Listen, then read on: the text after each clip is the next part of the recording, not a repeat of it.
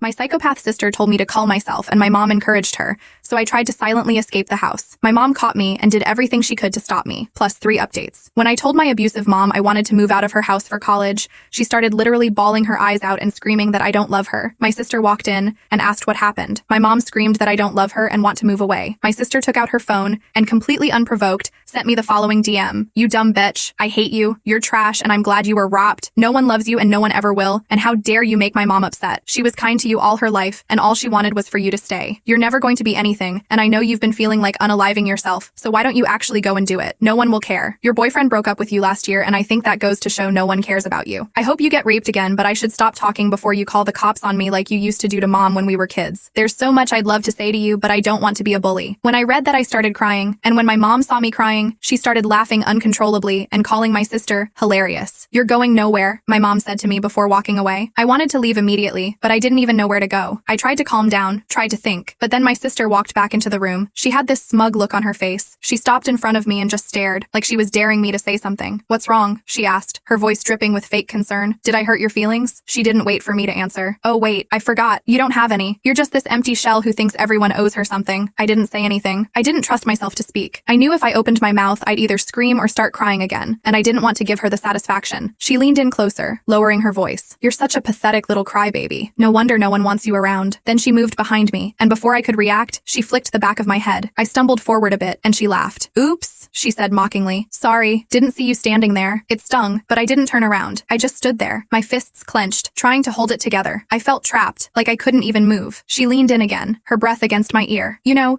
you really should do everyone a favor and just disappear. You'd be doing us all a huge favor. I closed my eyes, wishing I could just disappear into the floor, wishing I was anywhere but here. She pulled back and laughed again, a harsh, mean sound. Yeah, that's what I thought. Go ahead, keep pretending you're all brave and tough, but we all know you're just a coward. She turned and walked away, leaving me standing there, still shaking. My head was throbbing where she'd flicked it, but it was nothing compared to the heaviness in my chest. I took a deep breath, trying to steady myself. I knew I had to get out of here, but I didn't know how. My mom was right. I was going nowhere. That night, I went back to my room and locked the door. I knew I had to get out of there. I couldn't stay in this house anymore. It was like being trapped in a nightmare I couldn't wake up from. I sat on the edge of my bed, staring at the blank wall in front of me, trying to figure out what to do next. I knew I couldn't just walk out the front door. My mom and sister would stop me. I needed a plan, something solid. First, I grabbed my phone and opened the messages from my sister. I took screenshots of everything. I didn't know if I'd need them, but I wanted proof, just in case. It felt weird, like I was building a case against my own family, but they'd left me no choice. I saved the screenshots in a hidden folder, then backed them up to my email. After that, I started going through the other messages. My sister had sent me a lot of awful stuff over the years, and I saved those too. Every insult, every threat. It was a lot. I tried not to read them too closely because I knew it would just make me cry again, and I needed to stay focused. Next, I made a list of things I needed to take with me. Clothes, my laptop, a few books, some cash I'd been saving up from my part-time job. I had about $300 stashed away. Not much, but hopefully enough to get me started somewhere else. I started packing a small bag, keeping it quiet so no one would hear. I rolled up some clothes and stuffed them in, along with my laptop and charger. I shoved the cash deep in my backpack, under everything else. My heart was pounding the whole time like I was doing something wrong, but I kept telling myself I had to do this. I couldn't stay here and keep pretending everything was okay. As I was zipping up the bag, I heard footsteps coming down the hallway. I froze, my heart in my throat. The doorknob rattled and I realized I'd forgotten to unlock it. Open the door, my mom's voice came through, sharp and annoyed. I hesitated for a second, then forced myself to get up and unlock the door. She pushed it open and stood there, arms crossed, glaring at me. Her eyes flicked to the bag on my bed, and I could see the realization dawning on her face. What the hell do you think you're doing? She demanded. I tried to stay calm, tried to think of something to say,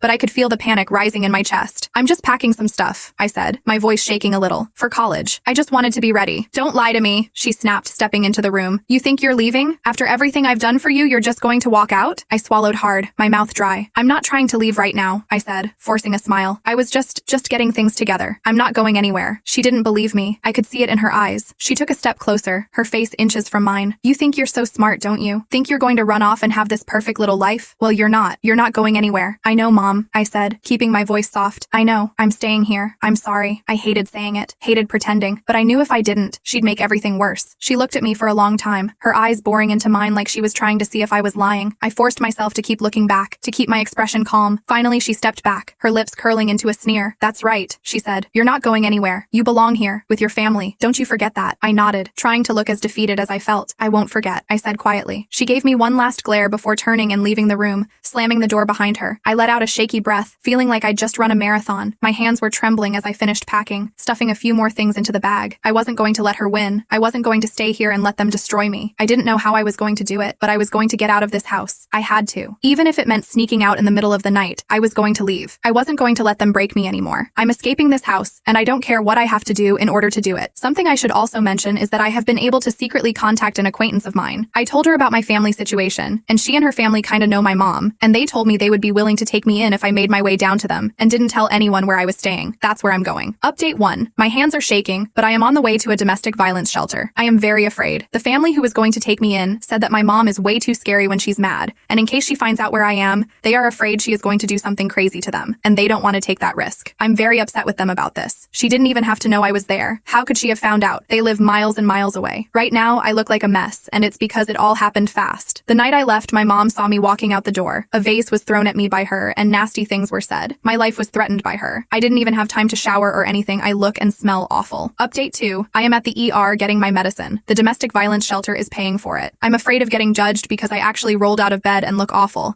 but I had to escape. The shelter itself is pretty nice. It's so nice not being yelled at or literally fearing for your life when you go to sleep. The only downside of it is that it gives me 30 days before I have to leave it. Luckily, I have a job interview lined up. I don't know the best way to go about it, but I think I'll be honest and tell them I really need the job because I'm in a shelter. It's at a cinema, so that would be so nice. My friend and her parents changed their mind too and said I could stay there if I don't have anywhere else to go after the 30 days. I just have to buy my ticket. Update 3. Wow, so it's been nearly 3 years since I posted. Desperate for help. For some reason, these posts just popped into my head after all this time, and rereading them, I just want to hug my former self because I had forgotten how bad things were. I also want to hug all of you for helping me. I wrote down the advice you gave me and I used it. I really did. So here goes the last update to this saga, and it's a happy one. The shelter that I stayed in was very nice and brand new. The staff told me how cramped the other one was, so I'm very lucky that I arrived when I did. After the first day, my nerves relaxed and I could just breathe. There were about 7 other women there, and we each had our room with a nice bathroom. I was the youngest there, and the other women gave me advice about life, and they even did my makeup for interviews. We each took turns cooking, per the rules, and we developed a nice rapport. The staff was so amazing, and they also talked to me about life. I felt so safe at this place because of the security. Oh, I almost forgot. A church group came to give quilts they had made for us, and I still have mine. Sometimes I snuggle with it and think of how far I've come. I love that quilt, and I wash it very carefully. We also had group and individual therapy, which really helped. I know every domestic violence shelter experience isn't like this, but please don't be afraid to just leave when things get bad. Family abuse counts as domestic violence. I was able to find a job that paid more than the movie theater offered, and I told them that I didn't plan on going back to school in the future. Yes, it was a lie, but there was no way I could afford rent by working at a movie theater. I decided to look for my own place instead of just staying with the friend that offered because I needed stability, and if things got bad, I didn't really have a support net and would have to start over. I had no reason to think things would go bad, but after leaving such a bad situation, I guess nothing felt secure for me. I rented a room and my roommate was never home because he was a truck driver. I didn't feel very comfortable staying with an older man I didn't know, but I had very few options. He was very nice, and because our schedules never aligned,